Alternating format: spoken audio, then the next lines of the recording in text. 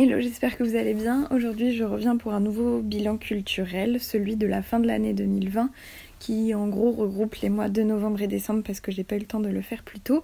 On va parler un peu de cinéma, beaucoup de romans graphiques et de quelques podcasts. C'est parti. On va commencer par les podcasts. Le premier dont j'aimerais vous parler, c'est le podcast Mes 14 ans. C'est un podcast qui a été fait par Lucie, une femme de 30 ans qui a retrouvé ses journaux intimes de l'année de ses 14 ans et qui a décidé d'en faire un podcast pour retracer un peu cette période de l'adolescence où finalement c'est la période où elle a découvert la sexualité et où elle a fait sa première fois, qui est quand même l'enjeu de sa vie à ce moment-là. J'ai trouvé ce podcast extrêmement touchant et bien réalisé parce qu'elle fait des parallèles entre les notes de sa vie de 14 ans et la femme qu'elle est devenue aujourd'hui, et elle a un regard assez bienveillant sur cette jeune fille qu'elle était, et ça m'a fait beaucoup de bien parce que ça m'a moi aussi d'une manière réconciliée avec celle que j'étais adolescente. Ça m'a permis de me remémorer énormément de souvenirs de cette période-là. J'étais une ado un peu comme elle et que la sexualité aussi c'était hyper central dans ma construction. On arrive vraiment à percevoir la personnalité de cette jeune fille, on comprend ses angoisses, on a énormément de tendresse avec cet âge-là qui est souvent dépeint comme l'âge ingrat, alors qu'en fait c'est un âge charnière absolument nécessaire et constituant de l'adulte qu'on va devenir. Donc j'ai trouvé ça très beau et très touchant et ça m'a permis de reconnecter avec l'ado que j'étais et ça m'a fait très très plaisir. Le deuxième podcast dont je vais vous parler, c'est la nouvelle création de Louis Média. Louis Média, c'est les producteurs de Transfert notamment. Maintenant, Transfert est passé dans les mains de Slate, mais à l'époque, c'était Louis Média qui gérait tout ça. Et aujourd'hui, Louis a développé le nouveau podcast qui s'appelle Passage, qui reprend un peu ce format de témoignage on raconte une histoire de certains personnages. Mais ici, la particularité, c'est qu'on a des histoires qui mêlent deux points de vue, et c'est comment l'histoire a été perçue par ces deux points de vue-là. Comme quoi chaque histoire finalement elle n'est pas unique puisqu'elle est perçue par plusieurs protagonistes et que quelqu'un peut avoir un avis quand la personne en face en aura un tout autre. Et du coup ça réunit des histoires d'amour, des histoires de famille, des histoires d'amitié. J'ai beaucoup aimé les épisodes autour de l'amitié notamment. J'ai trouvé ça intéressant parce que ça m'a permis de mettre en perspective mon point de vue sur certaines histoires et sur certaines choses, et de réaliser que en fait finalement dans chaque histoire il y a toujours deux points de vue et que les choses peuvent être interprétées de manière complètement différente et ça peut changer justement tout le cours de l'histoire, et c'est ça que j'ai trouvé hyper intéressant. Comme d'habitude dans les productions Louis Média, la qualité de son, de témoignage et de narration est assez exceptionnelle. Donc si les vieux épisodes de Transfert qui pour moi sont beaucoup plus qualitatifs vous manquent, je vous recommande vivement de découvrir Passage. Le troisième podcast que j'ai découvert, c'est l'histoire des 450 tableaux, qui raconte l'histoire des descendants d'Armand d'Orville. Armand d'Orville, c'était un grand collectionneur d'art au début du XXe siècle, et puisqu'il était juif, on lui a confisqué ses œuvres et elles ont été revendues sans son accord. Aujourd'hui, des généalogistes et des historiens de l'art ont compris et ont analysé cette histoire pour dire que finalement il y avait des descendants et que ces œuvres, elles n'appartenaient pas aux gens à qui elles appartiennent aujourd'hui, que ce soit des musées ou des particuliers, mais bien à la descendante de cet homme, qui est une femme qui a une vie bien tranquille en France. Cette enquête, elle est tout autour de Francine et de comment Francine a découvert qu'elle était finalement la descendante directe d'Armand d'Orville, et donc de tous ses œuvres, qui sont des tableaux de Monet, de Manet, d'énormément de très très grands peintres de l'époque. Et je trouve ça très très chouette parce que ça parle notamment de la question de la mémoire, les secrets qui ont été faits du fait de l'extermination des juifs, et ça nous parle aussi d'art, de transmission et tout ça, et j'ai trouvé ça vraiment très cool. C'est une série de 5 épisodes d'une 20aine de minutes chaque épisode, donc si jamais ça vous intéresse, je vous mets comme à chaque fois le lien dans la barre d'infos. Un autre podcast que j'adore, c'est le podcast Vulgaire. Donc ce podcast, c'est un podcast qui est réalisé par Marine Baousson, qui je crois est humoriste dans la vie, et donc elle fait des épisodes qui vulgarisent des sujets, que ce soit la prison de San Pedro, Geneviève de Fontenay, Saint-Nicolas, le triangle des Bermudes, Raspoutine, le paracétamol. Enfin bref, c'est des sujets hyper divers et variés, mais elle fait ça avec beaucoup d'humour et en même temps énormément d'intelligence, beaucoup d'informations, de manière très claire et très précise. C'est des petits apprentissages comme ça de sujets lambda de la vie qui finalement sont pas si lambda que ça, et ça constitue en fait de la culture générale. et je trouve ça hyper bien fait parce que hyper dynamique, hyper drôle, assez sensible. Et moi ce podcast me plaît beaucoup quand je sais pas trop quoi écouter. En revanche, je vous conseille vraiment de l'écouter de manière concentrée parce qu'elle a un débit de parole assez rapide et du coup pour capter les informations, parce qu'il y a quand même énormément d'informations en peu de temps, il faut être bien concentré pour écouter ça. Et le dernier podcast, en tout cas c'est un épisode de podcast dont je vais vous parler, c'est un épisode de Où est le beau, qui est un podcast qui parle de la beauté justement, dans l'architecture, dans la décoration, dans les œuvres d'art. Et un des derniers épisodes que j'ai écouté, c'est l'épisode sur Le Corbusier, sa cité radieuse à Marseille, que j'ai beaucoup aimé parce que c'est très précis sur le travail du Corbusier, ça permet de comprendre sa manière d'envisager l'architecture et c'était hyper intéressant et c'est un architecte que j'aime beaucoup. Donc je vous reconseille aussi chaudement ce podcast si le beau, l'architecture vous intéresse. Je vais maintenant passer au roman graphique parce que j'en ai lu beaucoup ces derniers temps. Le premier c'est Flippette et Vénère, un roman graphique qui raconte l'histoire de deux sœurs qui sont diamétralement opposées. L'une est photographe, bien rangée dans sa petite vie, l'autre est assez rebelle, très contre la société capitaliste. Elle bosse dans des assos, elle vit dans des squats plus ou moins et en fait elle a un accident qui fait qu'elle a la jambe cassée et du coup sa sœur Flippette va venir l'aider et c'est comment, alors qu'elles sont très opposées dans leur discours, elles vont réussir à dialoguer, à échanger et à se prouver l'une et l'autre comment elles s'aiment. En sous-dialogue on a quand même une forme de critique du système capitaliste d'une manière et de comment c'est difficile quand on en fait partie de réussir à être finalement radical, hors norme ou un peu engagé. Je me suis beaucoup reconnue là-dedans parce que c'est vrai que finalement Flippette et Vénère c'est deux parts de ma personnalité qui sont toujours en confrontation et qui arrivent souvent pas à cohabiter parce que je dois répondre aux exigences de la vie, du fait que je dois avoir un boulot pour pouvoir me payer à manger, pour pouvoir avoir un toit sur la tête et pour pouvoir faire mes loisirs et à côté de ça j'ai vraiment envie d'un monde plus dans l'état communautaire où on vient en aide les uns aux autres, où on fait du circuit court, où on est contre le régime assez totalitaire de notre démocratie aujourd'hui, enfin bref. C'est une BD qui a beaucoup fait écho à celle que je suis et à mes réflexions aujourd'hui autour de l'écologie, de la politique et du positionnement dans la société.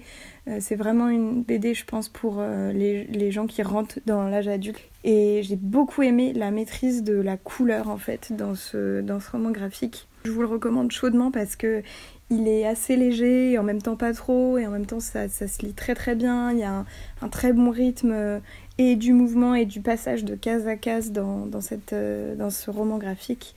Donc je vous le recommande vivement. Le deuxième c'est Fun Home, un truc beaucoup moins fun justement. C'est une jeune femme lesbienne qui retrace l'histoire de son père et de son enfance. Son père était croque-mort mais surtout il était gay et s'était caché. Et donc c'est une BD en noir et blanc qui va retracer un peu l'histoire familiale et où elle va faire une enquête sur ce personnage, sur qui il était. Et j'ai trouvé ça archi poétique, même si assez intellectuel quand même, parce qu'elle fait énormément de parallèles en fait entre ses lectures, les lectures de son père et les événements de la vie.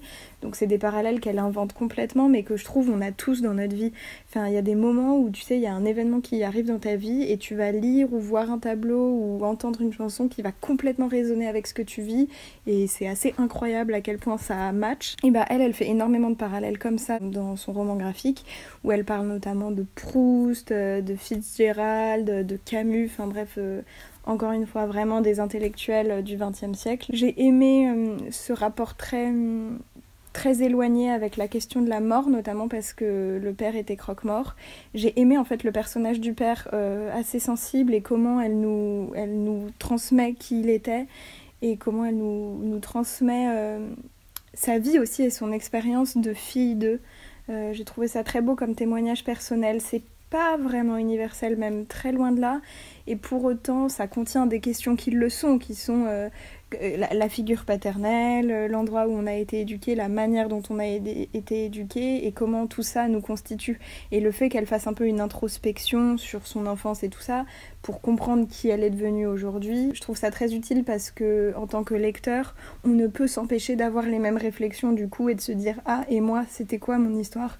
Et c'est un truc qui résonne chez moi aujourd'hui parce que me constituant en tant qu'adulte, je me pose des questions sur mes comportements adultes et d'où ils proviennent. Et ils proviennent nécessairement, je pense, de ma génétique ou en tout cas de ma famille et de l'environnement social aussi dans lequel j'ai évolué. Donc je suis obligée de faire des parallèles avec mes parents, mes grands-parents, mon environnement familial. Et du coup, c'est pour ça que ce roman graphique m'a beaucoup plu. Le troisième, c'est Peau d'homme. Peau d'homme, c'est l'histoire d'une jeune femme au temps du Moyen-Âge, je crois, plus ou moins. Enfin, je m'y connais pas du tout en histoire, donc je vous remets clairement les informations sur l'écran en même temps que je parle. Donc cette jeune femme va être forcée au mariage avec un homme qu'elle ne connaît pas, mais la chance qu'elle a, c'est que dans sa famille, il y a une peau d'homme justement que les femmes peuvent revêtir et donc adopter le physique d'un jeune homme et donc se balader comme tel dans la ville. Et c'est ce qu'elle va faire pour pouvoir aller rencontrer son futur mari, mais sous l'aspect d'un homme, pour voir comment il est, s'il est sympa, comment il communique et tout ça. Et donc c'est ce qu'elle fait, elle va se présenter à lui en tant qu'homme et puis finalement va naître une histoire d'amour entre ces deux hommes, alors qu'elle-même est femme et du coup voit à travers les yeux d'homme qui est son mari, et quand elle est refemme, elle voit que son mari n'est plus du tout le même, mais du coup elle a une forme de dissociation entre le fait que la nuit elle soit en homme et qu'elle vive une relation amoureuse et charnelle avec son futur mari, et que la journée il n'en ait absolument rien à faire d'elle. En fait, ce roman graphique il est surtout là avec cette image de vêtir le costume d'un homme puis d'être une femme, de montrer les disparités de traitement qui sont faits et le patriarcat hyper ancré dans cette société, et ça permet vraiment de comprendre concrètement ce que c'est qu'être un homme vs être une femme et ce qui se joue dans la société. Et c'est hyper intéressant parce que c'est une manière, je trouve, d'envisager le féminisme d'une autre manière, d'une manière que j'avais jamais vraiment vue ou vécue. En même temps, pour moi, c'était assez facile ce roman graphique parce que justement je l'ai trouvé assez facile, assez enfantin d'une certaine manière dans la manière dont c'est dessiné, dont c'est narré, et en même temps avec du recul je me suis dit mais le propos il est hyper intéressant sur ce que c'est justement d'être une femme et un homme, et même si moi j'ai l'impression de pas avoir, d'avoir été quand même assez libre et de pas m'être sentie seulement femme, de pas m'être construite en tant que femme, mais d'abord en tant qu'humaine, je peux pas nier que moi aussi j'ai fait face à ces différences de traitement et que de manière générale toutes les femmes font face à ces inégalités et à cette discrimination. Donc j'ai trouvé ça super intéressant et je trouve que c'est une super BD à mettre dans les mains peut-être de frères, de cousins, de parents et de plus vieilles personnes entre guillemets qui comprennent pas le combat féministe et qui comprennent pas quand on parle de patriarcat. Je trouve que finalement il est assez accessible pour un grand public et je pense qu'il peut avoir un effet et une résonance chez ceux qui sont réticents à la lecture de grands bouquins de théorie féministe par exemple.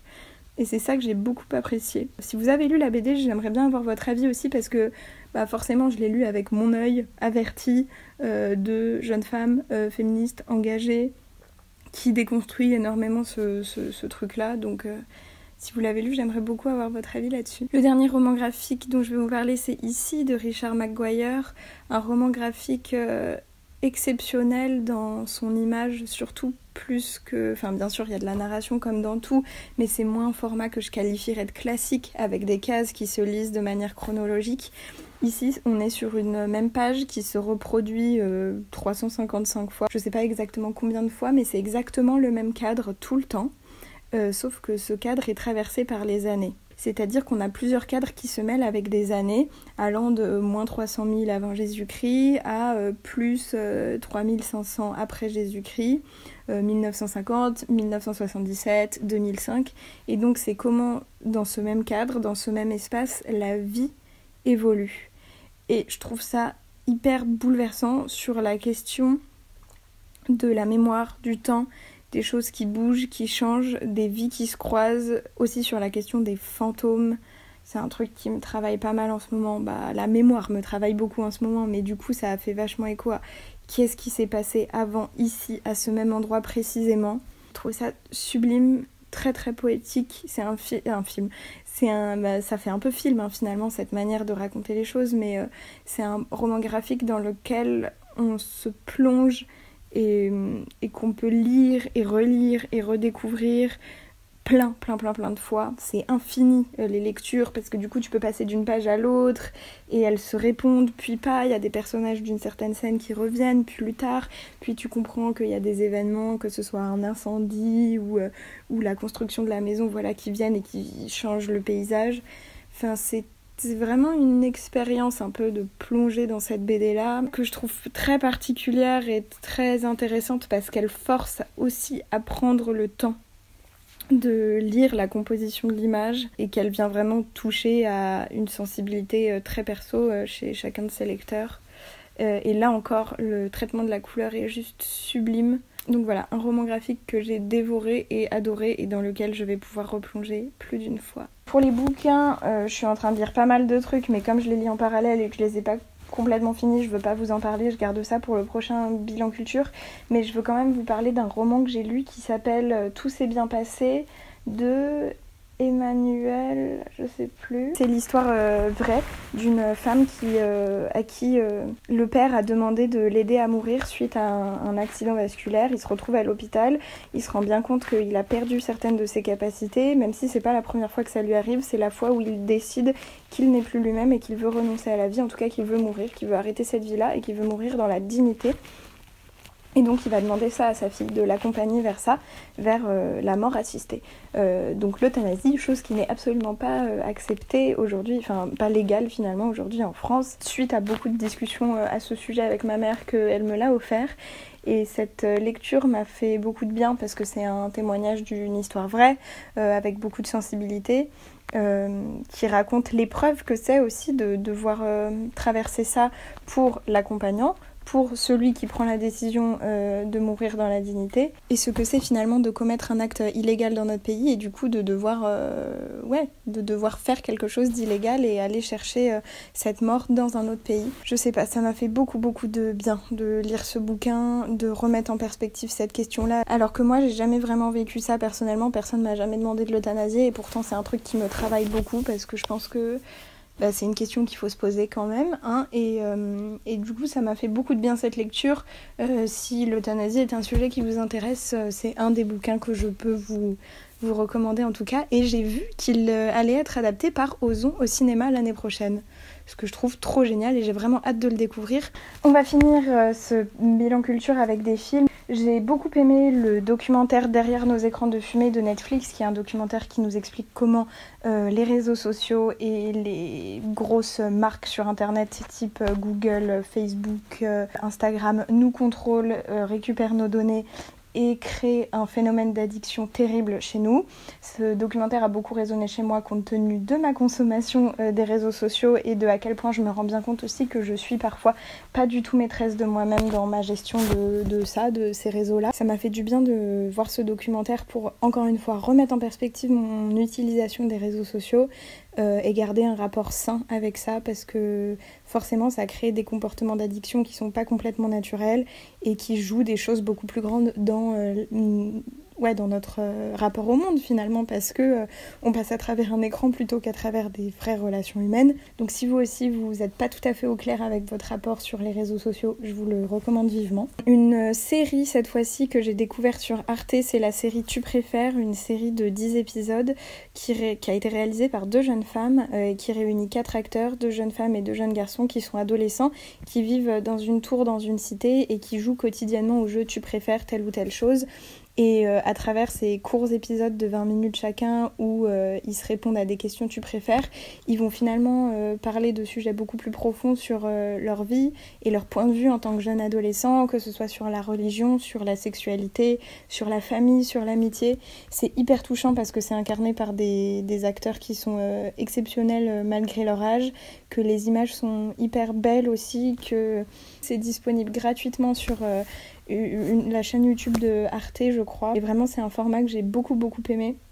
Des personnages auxquels je me suis beaucoup attachée. Et je vous recommande vivement cette série qui est hyper rafraîchissante et en même temps pas du tout gnangnan ou pas du tout dans le cliché de l'adolescent, mais qui au contraire, là encore, donne de la profondeur à ces personnages et leur donne de la crédibilité en tant qu'être humain finalement, et pas juste en tant que pauvres petits adolescents, mais vraiment en tant qu'humains en construction. Et ça, c'est super important. Dans le même genre, sur l'adolescence, j'ai vu Naissance des pieuvres de Céline Sciamma, son premier long métrage avec Adèle Haenel notamment, qui est sublime, qui m'a beaucoup travaillé, qui m'a beaucoup marqué dans mon travail, même perso, ces derniers temps. C'est l'histoire de très jeunes filles de 14 ans qui, elles aussi, sont dans la découverte de leur sexualité, et l'une tombe amoureuse de l'autre alors que l'autre a un copain et est la fille un peu populaire.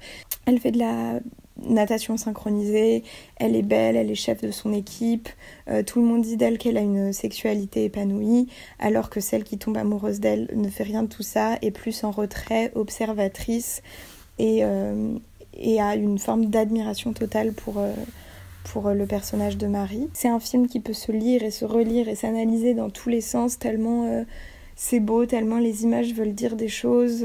Céline Sciamma, elle a quelque chose de très fort parce qu'elle a un female gaze tout le long et qu'elle ne traite pas l'adolescence avec des clichés et qu'elle le fait avec une grande sincérité, je trouve. Et en même temps, elle n'hésite pas à mettre en avant la violence de cet âge-là. Et ouais, je trouve ça hyper beau. J'ai pas trop les mots ce matin pour dire exactement pourquoi ce film m'a plu, mais il m'a beaucoup plu. Dans sa simplicité, dans le traitement des espaces, dans ce qui est filmé ou pas, dans comment elle filme les corps et les regards et le désir, c'est assez formidable. Donc je vous recommande vivement ce premier film qui presque me touche plus que le dernier parce que justement c'est un film qui est fait jeune et qui contient toutes les prémices de son travail et de sa force en tant que cinéaste, vraiment je pense excessivement importante du XXIe siècle. Il y a un autre film que j'ai beaucoup aimé, encore sur l'adolescence. En fait c'est fou, je crois que je suis en train de faire une fixette totale sur l'adolescence et j'avais pas trop réalisé. Mais c'est maintenant que je le remarque.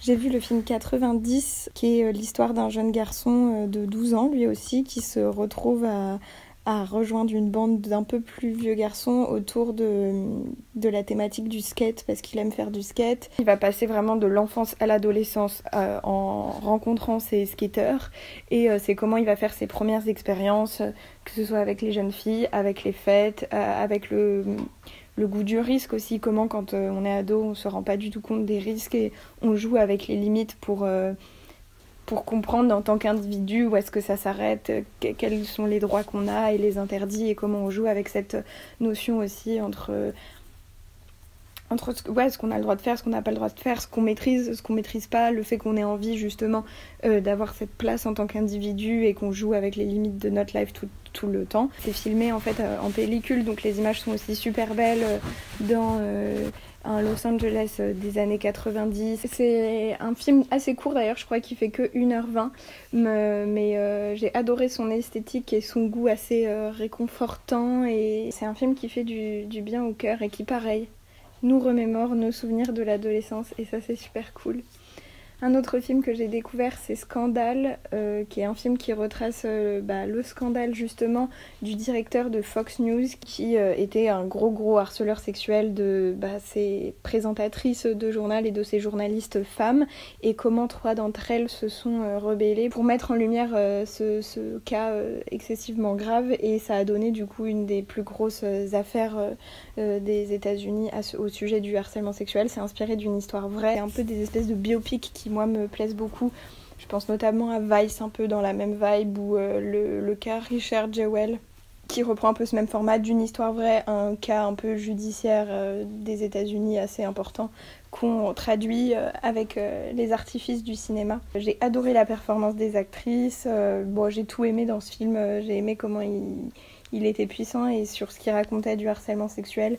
C'est pas un film indépendant, intello, à l'esthétique bien léchée, au contraire c'est un film un peu blockbuster quoi, un peu cette identité-là, et pourtant il est super fort sur ce qu'il raconte, donc je vous le recommande vivement, même si j'en ai parlé comme une merde. Je vais finir avec un court-métrage de Yann Gonzalez qui date de 2012 je crois, qui s'appelle Nous ne serons jamais seuls, un court-métrage filmé lui aussi à la pellicule en noir et blanc sur des adolescents qui dansent, c'est juste ça, des ados qui dansent, et j'ai regardé ce film pendant le 2e confinement.